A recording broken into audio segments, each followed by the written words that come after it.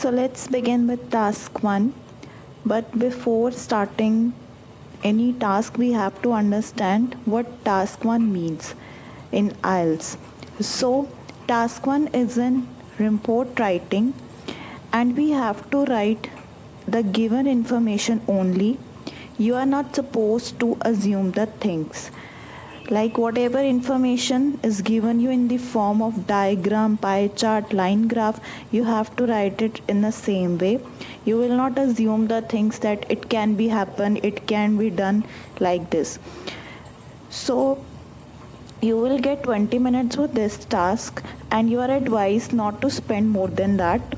And after completion of each paragraph, you have to skip or leave one line. Don't forget to do rephrasing and relevant connectors to it.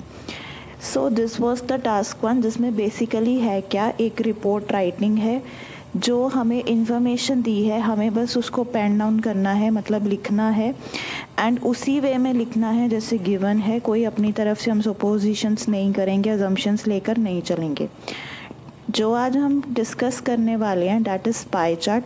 Pie chart क्या होता है? एक diagram जिसमें एक circle होता है जो कि पार्ट्स में डिवाइडेड होती है. मतलब एक ही सर्कल जो है वो पार्ट्स में डिवाइड होता है, जिससे हमें पता चलता है कि वो एक पार्ट का बाकी के पार्ट्स के साथ क्या रिलेशन है. Simply means a diagram consisting of a circle. एक डायग्राम ही टाइप होती है जो कि सर्कल इंक्लूड होता है, जिसमें उसकी डिवीजन हुई होती है पार्ट्स में. कुछ भी इंफॉर्मेशन हो सकती है, लोगों की एक्सपेंडिचर के बारे में हो सकता है, लोगों के उनकी जो है चॉइसेस के बारे में हो सकता है, कोई एक्सपेंस क्रिएट किया गया है, कोई इनकम जनरेट हुई है, इस तरह की इंफॉर्मेशन आपको गिवन होती है. So it can be anything, right. I hope pie chart is clear to you people. Now we are going to discuss the format of task 1. See, there are two format basically. In format 1, firstly you have to write introduction, then body paragraph 1, body paragraph 2, and after that summary. This is the format 1. But if you want to write summary or overall before B1 B2, you can go for that. So both formats are correct, there is nothing wrong in it, right? So today we are going to discuss with our task, that is the pie chart. The 3 pie charts below show the changes in annual spending by a particular UK school in 1981, 1991 and 2001. So when we have this kind of information, firstly what we have to do, we have to read the entire information that what we are given with. So firstly we are given with 3 pie charts, and what it is showing to us, it is showing us the expenditure. एक UK में school है, उसका सालाना, annual मतलब साल में कितना खर्चा होता है वो हमें बताया गया है. 3 ईयर्स हमें दे दिए, 1981, 91 एंड 2001. सो ये क्या है हमारी इंट्रोडक्शन. तो हमारा फर्स्ट स्टेप होता है इंट्रोडक्शन, जिसको हमने रिफ्रेस करना है. रिफ्रेस का मतलब क्या होता है कि डायरेक्टली आप वही वर्ड्स नहीं लिखोगे जो आपकी स्टेटमेंट में गिवन है, आप उसको चेंज करके लिखोगे. एंड सिर्फ वर्ड्स चेंज करने को हम पैराफ्रेजिंग या रीफ्रेजिंग नहीं बोलते हैं. आप उसकी फॉर्मेशन भी अगर चेंज कर दो, but make it sure formation से उसका मतलब चेंज ना हो जाए, राइट. आप अगर करते हो तो you can also go for that. So this is the thing. हमारे पास क्या है, पाई चार्ट दिया है 3 ईयर्स में. देखते हैं हमारे पास स्पेंडिंग कैसे बताई है. सबसे पहले हमें इंश्योरेंस दिया है, 2% है उस पर, मतलब 2% खर्चा जो है वो स्कूल का इंश्योरेंस पे होता है. टीचर्स की सैलरी पर उनका 40% है. फर्नीचर और इक्विपमेंट मतलब टूल्स पे या हथियार पे उनका 15% है. देन जो स्कूल से रिलेटेड होते होंगे इक्विपमेंट, उसी को यहाँ पे बोला है. ज़रूरी ये मत सोचना कि हथियार स्कूल वेपन्स थोड़ी रखेगा. देन रिसोर्सेज पे जैसे कि बुक्स आती है वो 15% खर्चा करते हैं, और अदर्स वर्कर सैलरी पे उनका खर्चा है 28. स्कूल में टीचर्स के अलावा भी तो होते होंगे ना वर्कर्स. इसी तरीके से 1981 में और 2001 में क्या चेंज आए हैं वो हमें बताया गया. सो ये था हमारा बेसिक टास्क जिसमें हमें ये ऐसे इन्फॉर्मेशन गिवन है. तो पहले हमें करना करना क्या है, इंट्रोडक्शन लिखनी है। उसके बाद आपका डिसीजन, आपको B1 लिखना है B1 लिखिए, B2 लिखना है B2 लिखिए, ठीक है। अब इसमें क्या है, हमारे जैसे इसकी वर्ड लिमिट आती है हमारे पास 150 to 180 वी कैन राइट, ठीक है, कि 150 से कम भी मत लिखो और 180 से ज़्यादा भी मत लिखो। कारण इसका ये है कि आपके पास टोटल टाइम होता है राइटिंग का 1 आवर। तो 1 आवर में अगर आपने 20 मिनट्स से ज़्यादा इसको लगा दिया, इसका मतलब आप अपने टास्क 2 का टाइम शॉर्ट कर रहे हो। So you are not advise to do that. So जो आपको ये करना है, इसको 20 मिनट्स में वाइंड अप करना है, ठीक है। पहले देख लिया कि हाँ इन्फॉर्मेशन है क्या, ताकि आपको ये समझ में आ जाए मुझे लिखना क्या है। मतलब आप प्लानिंग ऑफ टास्क पहले करनी स्टार्ट कर दो। तो सबसे पहले हमने इंट्रो लिखी। अब जैसे इंट्रो है इसकी, The given 3 pie charts compare the expenditure of an academy of the United Kingdom in the given time period 1981, 1991 and 2001। जो आपकी स्टेटमेंट थी उसके हिसाब से इसको चेंज किया है, ठीक है। उन्होंने जैसे दिया था बिल्कुल वैसे नहीं लिखा है, मतलब कुछ इसमें चेंजेस लेके आए हैं। हाँ, मेन इन्फॉर्मेशन चेंज मत कर देना कि सोचो कि यूनाइटेड किंगडम का क्या सिनोनिम हो गया, प्लीज़ ऐसी सिली मिस्टेक्स मत करना, ठीक है। जो लाइक रेलिवेंट होंगे वही ऐड करने हैं, ये ज़बरदस्ती नहीं ऐड करने की हाँ बैंड चाहिए बैंड चाहिए बैंड चाहिए तो ये करना है, नहीं, ऐसा नहीं, बैंड मिलने के बजाय गवा दोगे। तो इंट्रो में आपका ये आ गया, ठीक है। सो आपकी इंट्रो में जैसे उसने किया था बेसिकली हम इसको रिफ्रेश करेंगे। सेकंड में अब आपके पास आ गया, ओके, फर्स्ट में एक चीज़ थी, जैसे यहाँ पे फर्स्ट लाइन में था the given 3 pie charts compare, यहाँ पे 3 पाई चार्ट्स है, ठीक है। सो यहाँ पर आगे कंपेयर्स नहीं आया, कंपेयर आया। तो ये चीज़ आपने सिंपल प्रेजेंट का रूल जो है वो याद रखना है। बेसिकली स्टूडेंट्स यही मिस्टेक करते हैं कि 3 पाई चार्ट्स लिख देते हैं और साथ में उसको कंपेयर नहीं लिखते, मतलब उसको कंपेयर्स ही लिख देते हैं, तो वो गलत है, आपकी पहली लाइन ही गलत हो जाती है, तो ये मेजर मिस्टेक आती है।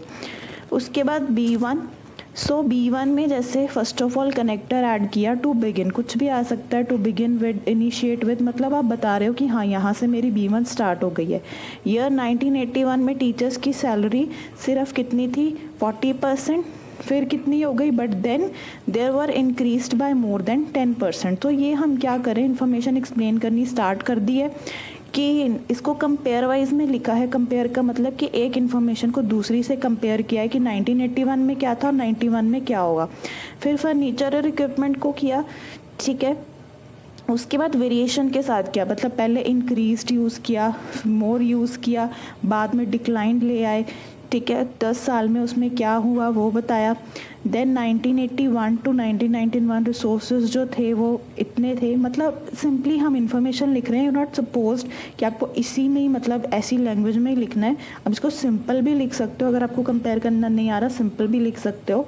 सो लिखना मतलब ऐसे ही है कि उनको आपने इन्फॉर्मेशन बतानी है कि हाँ आपको जो समझ में आया है वो आपने बताना है। लेकिन मतलब जब आप स्टार्ट करोगे तब आप वैसे करना, लेकिन बेसिकली आपको इस तरीके से लिखते हो तो इन्फॉर्मेशन कितनी लग रही है ना, रेलिवेंट लग रही है कि हाँ पहले इतनी थी, उनमें कैसे इंक्रीज़ आया कैसे डिक्रीज़ आया वो इन्फॉर्मेशन बताई, और उसमें अब क्या डिफरेंस आ रहा है वो बेसिकली बताना है। मतलब कि पाई चार्ट में हमने एक्सप्लेन क्या करना है, इंक्रीज़ क्या हो रहा है, डिक्रीज़ क्या हो रहा है, कोई चीज़ सिमिलर है या कोई चीज़ जो है चेंज हुई है, तो वो आपने इसमें बताना। B1 B2 है लिखना एक जैसा ही है। एक जैसे का मतलब ये कि बतानी उसकी सब्सिक्वेंट इन्फॉर्मेशन ये नेक्स्ट ही है, but the thing is this, इसमें हम वेरिएशंस लेके आएंगे। वेरिएशंस मतलब जिस वे में मैंने, यू कैन सी, मैंने B1 अटेम्प्ट किया है उसी सिमिलर वे में B2 नहीं लिखा। If you are starting then it's okay, तब तो अभी आप सीख ही रहे हो तो कि कैसे क्या लिखना है। नो, आप ये नहीं देखते कैसे लिखना है, आप देखते हो क्या लिखना है। When you come to know क्या लिखना है उसके बाद आपको समझ में आएगा कैसे लिखना है, कि हाँ आप कैसे चेंजेस लाने। तो पहले लिखना सीखो बेसिकली आइल्स के फॉर्मेट में उसको कैसे लिखते हैं। देन उसमें B2 में 2001 में बता दिया कि डिक्रीज्ड टीचर्स की सैलरी, मतलब इंक्रीज डिक्रीज राइज फॉल वो सेम है, ठीक है, लेकिन लैंग्वेज लिखने का वे अलग है कि वर्कर्स की सैलरी कितनी थी, डिक्रीज होके इतनी हो गई, अब वो ट्रेंड फॉलो कर रही है या ग्रो कर गई है। So this is the way to write, है इन्फॉर्मेशन वही, आइल्स के फॉर्मेट में इसको ऐसे लिखना होता है। उसके बाद अगर आपके पास 3 से 4 पाई चार्ट्स आ जाते हैं, मतलब 4 सपोज आ जाते हैं, उस केस में आपको जो है वो समरी या ओवरऑल लिखने की ज़रूरत नहीं है, उसमें सिर्फ आपकी 3 बीपीज़ ही बनेंगी। इंट्रो B1 B2, इंट्रो में मैंने बता दिया, जो आपकी स्टेटमेंट है उसको रिफ्रेश कर दो। B1 B2 में आप डिसाइड करो वर्ड्स कितने लिखने हैं, 160 170 कितने लिखने हैं, उसी बेस पे उसकी इक्वल जो है वो डिवीजन कर दो। इट्स नॉट इम्पॉर्टेंट कि आपने जो है वो मतलब इक्वल रखनी है, थोड़ा बहुत चेंज चल सकता है। बिल्कुल ये मत कर देना कि एक में 60 कर दो एक में 40 कर दो, मतलब ऐसा भी मत करना, ठीक है, एवरेज सा ही चले। उसके बाद इसमें जैसे B1 में लिखा था 1 and 10, ठीक है। सो परसेंटेज को हम ज़रूरी नहीं है कि परसेंटेज मतलब पाई चार्ट में जैसे है वो परसेंटेज में ही लिख दें कि 10% है 20% है, इसको हम चेंज करके भी लिख सकते हैं। जैसे 10% को मैं 110 भी लिख सकती हूँ। तो इसमें आपको ये जो दिख रहा है ये आप इसको नोट कर सकते हो, ठीक है, कर नहीं सकते करो, ताकि आपकी और वेरिएशंस लाने में हेल्प हो जाएगी। सीधा 10 to 20% ना लिखने की बजाय आप ये लिखो, आपको पता होना चाहिए। लर्न होता है तो वेल एंड गुड, नहीं होता है तो न्यूमिनेटर डिवाइडेड बाय डिनोमिनेटर याद कर लो, मैथ्स में आपने किया है। उसमें क्या है, जैसे सपोज 10 है, 10 को 100 से डिवाइड किया तो क्या आएगा, 1 बचेगा, ठीक है, 0 से 0 कट गई, ऊपर 1 रह गया, मतलब न्यूमिनेटर में, और डिनोमिनेटर में 10 आ गया। सो क्या बन गया, 110। मतलब ये आप अगर 0 वालीज है ना, उनमें आप ईजिली कर सकते हो। तो कैलकुलेशन में हमको टाइम वेस्ट नहीं करना है, इट्स बेटर कि रट्टा लगा लो। बट हाँ, ये हो सकता है कि करना क्या है, क्या टेक्निक, वो आपको बताओ। सो इंट्रो ओवरऑल आपका मैंने बोला पहले भी आ सकता है, लेकिन यहाँ पे ज़रूरत नहीं थी, मैंने सिर्फ बताया कि आपको फॉर्मेट जो है वो कोई भी चलेगा। सो B1 B2, ठीक है, ओवरऑल हमें लिखना नहीं है।